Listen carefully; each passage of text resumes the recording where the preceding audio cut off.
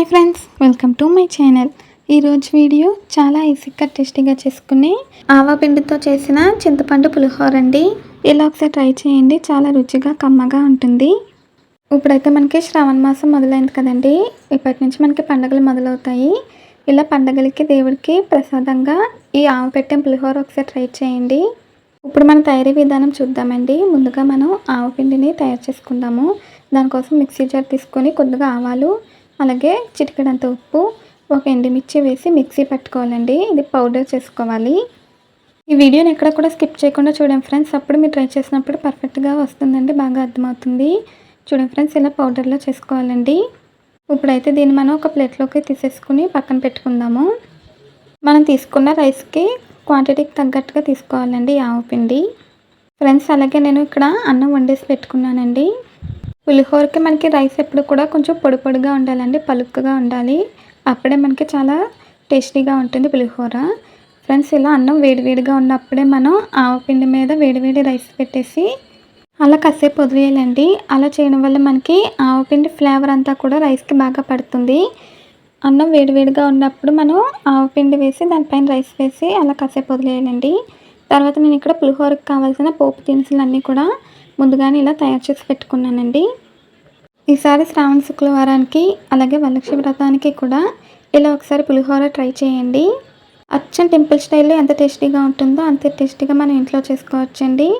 ఇప్పుడైతే మనం ప్యాన్ పెట్టేసి ఆయిల్ వేయాలి, తగినంత వేసుకోవాలండి. అలాగే ఇక్కడ నేను చింతపండుని కూడా నానబెట్టి పెట్టుకున్నాను.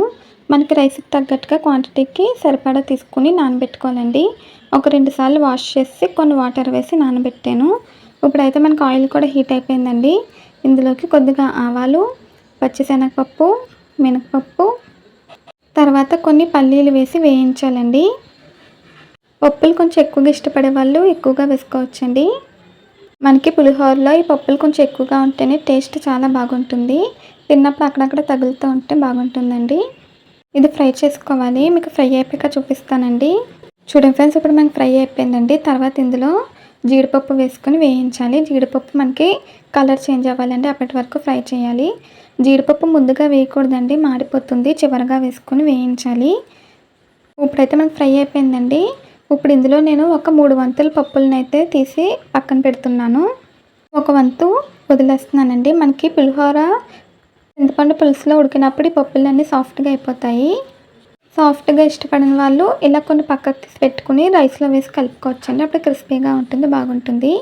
తర్వాత ఇందులో నేను కొద్దిగా అల్లం ముక్కలు, పచ్చిమిర్చి, అలాగే ఎండుమిర్చి కారానికి తగినంత తీసుకోవాలండి. తర్వాత ఇందులో కొద్దిగా కరివేపాకు వేసి వేయించాలి. మనకి పులిహోరకి తగినంత కారానికి సరిపడా పచ్చిమిర్చి, ఎండుమిర్చి తీసుకోవాలండి. తర్వాత నేను ఇక్కడ చింతపండుని రసం చేసి పెట్టుకుంటున్నాను. చింతపండు గుజ్జుని ముందుగానే రెడీ చేసి పెట్టుకోవాలండి. మీరు కనుక ఫస్ట్ టైం మా ఛానల్ చూస్తున్నట్టయితే ప్లీజ్ లైక్, షేర్, సబ్స్క్రైబ్ చేయండి. మనకైతే ఈ పోపు ఫ్రై అయిపోయింది. ఇప్పుడు తగినంత చింతపండు రసం వేసేసి ఒకసారి మిక్స్ చేసుకోవాలి. దీన్ని ఉడికించుకోవాలండి. ఫ్రెండ్స్, ఇప్పుడు నేను ఇందులో ఒక 2 స్పూన్స్ బెల్లం వేస్తున్నానండి, బెల్లం తురుము. మీకు ఒకవేళ బెల్లం ఇష్టం లేకపోతే స్కిప్ చేసేయచ్చండి. మనకి ఆవు పెట్టిన చింతపండు పులిహోరలో కొద్దిగా బెల్లం వేస్తే టేస్ట్ చాలా బాగుంటుంది. తర్వాత కొద్దిగా పసుపు, రుచికి సరిపడా ఉప్పు వేసుకోవాలండి. నేను రైస్ ఉడికించినప్పుడు ఉప్పు వేయలేదు. రైస్కి తగినంత ఉప్పు కూడా నేను ఇప్పుడే చింతపండు రసంలో వేసానండి. పసుపు కూడా మనకి కొంచెం ఎక్కువే పడుతుంది. మనం తీసుకున్న రైస్ క్వాంటిటీకి తగ్గట్టుగా వేసుకోవాలండి. తర్వాత ఇది మనకి బాగా ఉడకాలి, ఆయిల్ సెపరేట్ అవ్వాలండి. ఇది కొంచెం చిక్కబడాలి.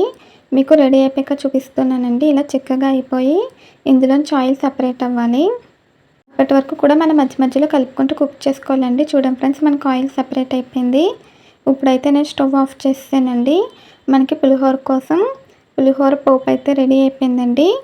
అలాగే ఇప్పటి వరకు కూడా మనకి ఆవపిండి ఫ్లేవర్ అంతా కూడా రైస్ పీల్చుకుంది.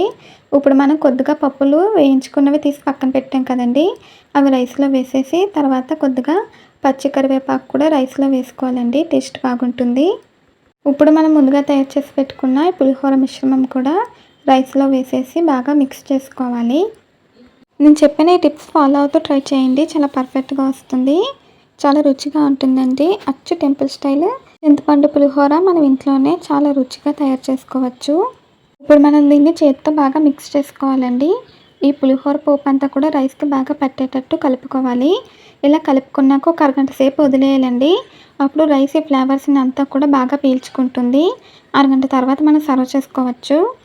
చూడండి ఫ్రెండ్స్, ఇప్పుడైతే మనకి ఆవు పెట్టిన చింతపండు పులిహోర అయితే రెడీ అయిపోయిందండి. ఇలా ఒకసారి ట్రై చేయండి, చాలా రుచిగా ఉంటుంది.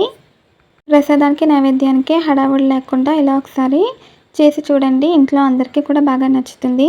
ఈ ఆవు పెట్టిన చింతపండు పులిహోర వీడియో మీకు నచ్చిందండి? నచ్చితే ట్రై చేస్తారా? ట్రై చేస్తే ఎలా వచ్చిందో కామెంట్స్లో తెలియచేయండి. వీడియో ఫ్రెండ్స్ చాలా కలర్ఫుల్గా ఉందండి.